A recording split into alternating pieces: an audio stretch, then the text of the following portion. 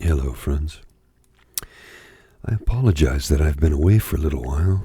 I've been busy with life, and I'm sure you know how that goes, right? As we are still in the midst of a global pandemic, life can get quite difficult sometimes. I still am managing to work my full-time day job, which I do love, by the way, and it's in this milieu, audio-visual. So it's something that I quite enjoy, and I'm one of those fortunate individuals that have spectacular coworkers whose company I very much enjoy. So I'm going to start today off by opening a pint of Guinness. I think you might be able to hear it when I do it. Oh, a little bit of foam there. That's okay. I'll just pour it out here. You see that? I don't know if you can see that. This camera doesn't give me all the advantages that I'd like. I do have a secondary camera. It's lesser quality, but it does provide a much wider image. The thing is, though... Oh, that's tasty Guinness. That's what that is. The thing is, the secondary camera... well, maybe I'll incorporate it in a future video. But I don't even really know what to call these. I mean, I'm not an actor. I'm not a paid performer. I do enjoy doing this. It's therapeutic for me, and I hope that it can help you. So today, let me adjust the microphone there, sorry. I wish to provide you with some, my best attempt at a first-time guided meditation. You know, in this bizarre time frame that we find ourselves in, because let's face it, none of us have ever lived through a pandemic before. The last time the planet saw a global pandemic was 122 years ago. And that was a time before international travel was merely getting on a jet plane, which didn't exist, and flying to another continent. I mean, certainly there was international travel back then. I mean, millions of Canadian boys were shipped off to England for World War I, my grandfather being one of them. I knew him. He passed away in 1993. 93? 91. 91, and sorry, I can't remember the date. It's almost 30 years ago, my goodness. But back then, during that pandemic, we didn't have, well, the internet, of course, video cameras. Film was a new medium, motion pictures by that. I mean, photography had been around for a while, but moving pictures were relatively new.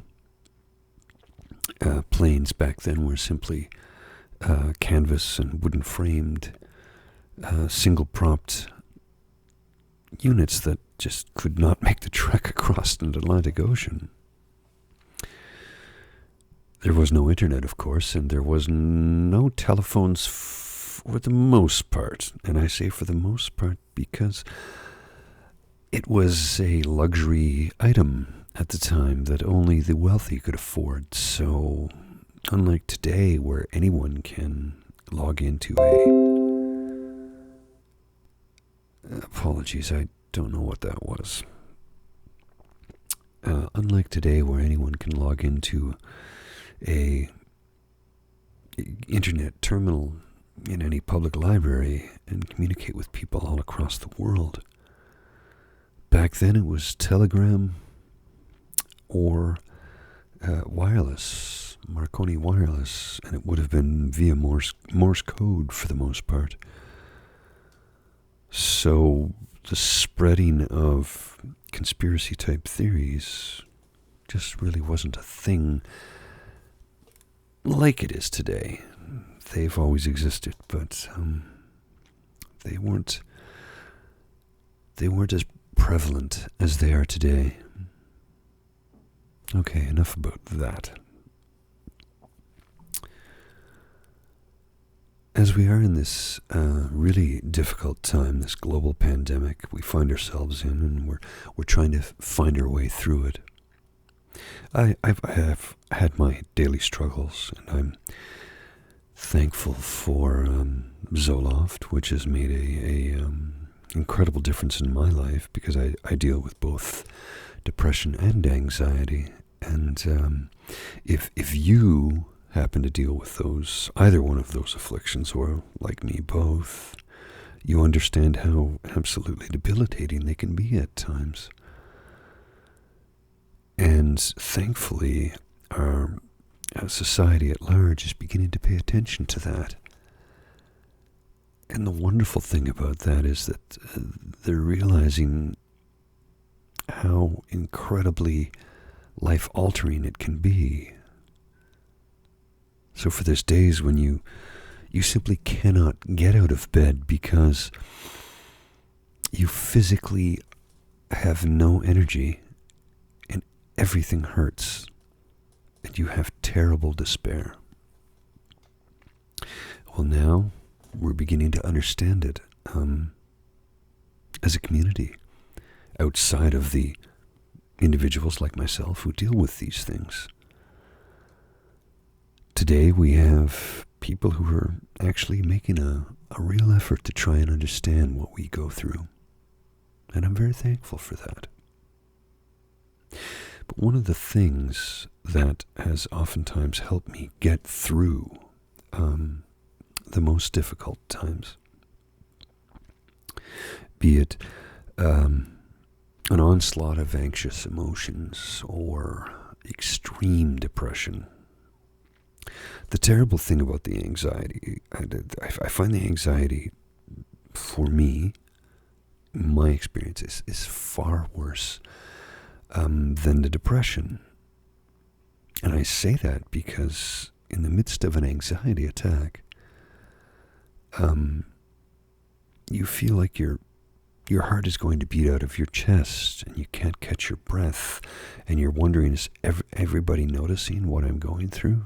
Now, I've been masking my afflictions for over 40 years, so I've become quite adept at it.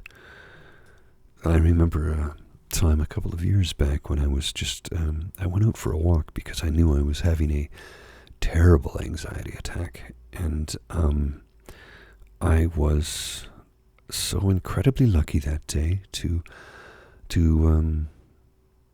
chance encounter bumped into my friend Ozzy, and I am thankful to Ozzy to this day for that moment back in 2017 when I was literally at my wit's end. And she was out walking her infant son at the time, and she said, "Are you okay?" And I said, "No, I'm right in the middle of a panic attack. I'm having a full-blown anxiety attack." And she's like, "You certainly don't look like it." I go, "That's because I can hide it very well, but I can assure you I'm shaking inside, and my heart is going to pound out of my chest, and I don't know what to do about it." And so she held my hand, and we strolled down the street and went and sat in a park, and she introduced me to another friend of hers, Maria, who I've seen a number of times over the last number of years, and quite a bit over this last summer. And she's a lovely person, by the way. Anyway, aside from that, I was very thankful that I had somebody to hold my hand and help walk me through it. That was prior to my taking medication. And I had taken medication in the 90s, and it did not work well. So I I decided I was not willing to do that again for a long time.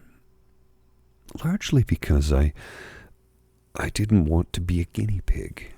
I have friends who, some of them took 7 years to find the right medication that worked for them, and I was absolutely not prepared to be that guinea pig. So, last year, in February, I was out at a nightclub for a charity fundraiser, and I was in a very terrible place. I had not been able to conquer my depression as I normally would, and I was terribly anxious, and I dragged myself out to this because I had committed to it. And I'm thankful for my dear friend Justine, who looked at me and realized something was off. And I said, yes, here's my situation. And she said, why don't you try Zoloft? She says, talk to your doctor. I recommend it. I think it will help you a great deal. And the best thing is, if the side effects are too much for you, you can stop the medication and everything will go back to normal.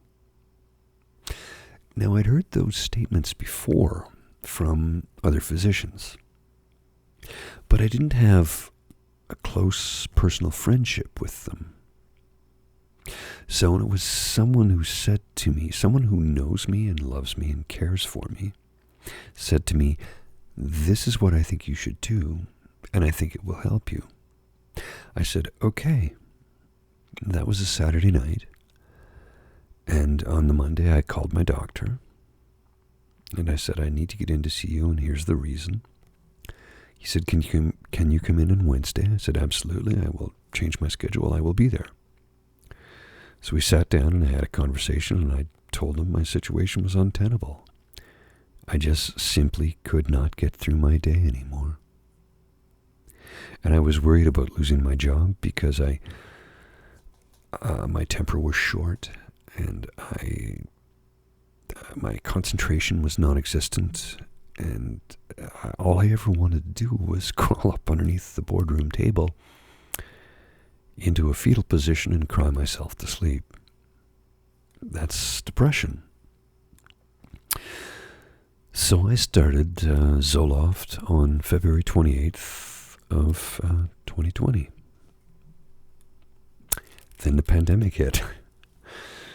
So, for me, in my case, the planets aligned perfectly so that I could start a round of medication to take care of my brain and body, and quite literally keep me here because, truth be told, I don't know if I would have made it through the last year without the medication.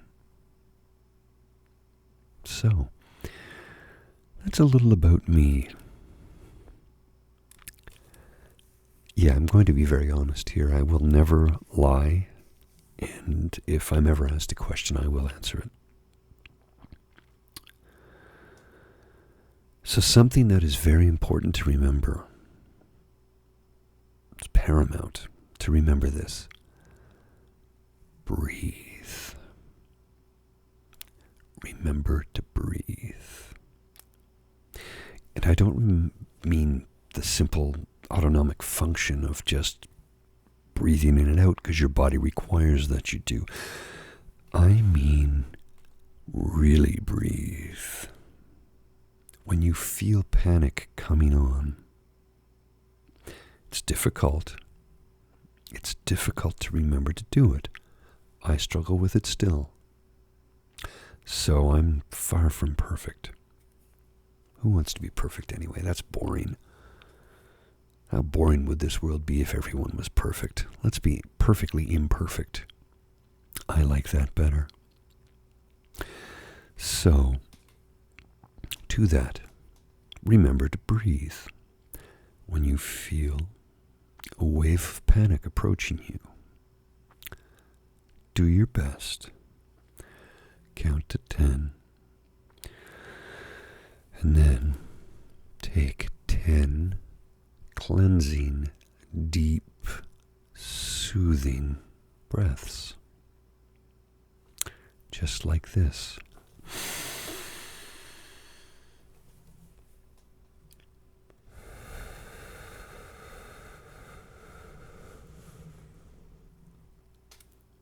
Breathe in through the nose.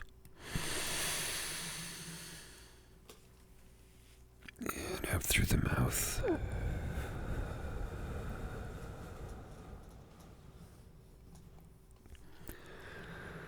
Do that 10 times. It will release GABA into your brain. And you will feel calm. It's better than any medication you can ever take because it works instantaneously. The calmness comes over you like a wave. And I think that's something we can all welcome, right? So cheers to you as I raise my pint of Guinness.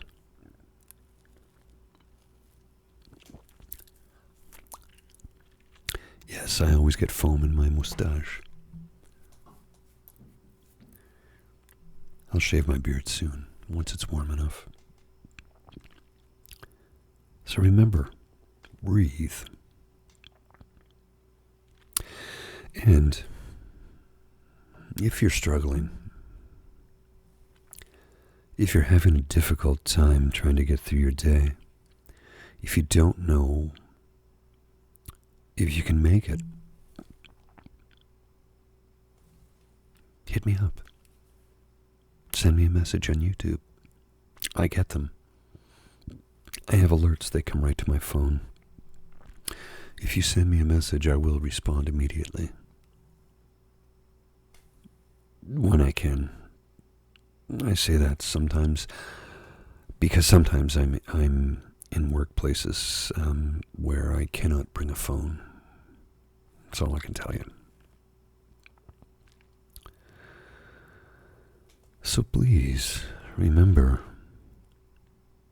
breathe.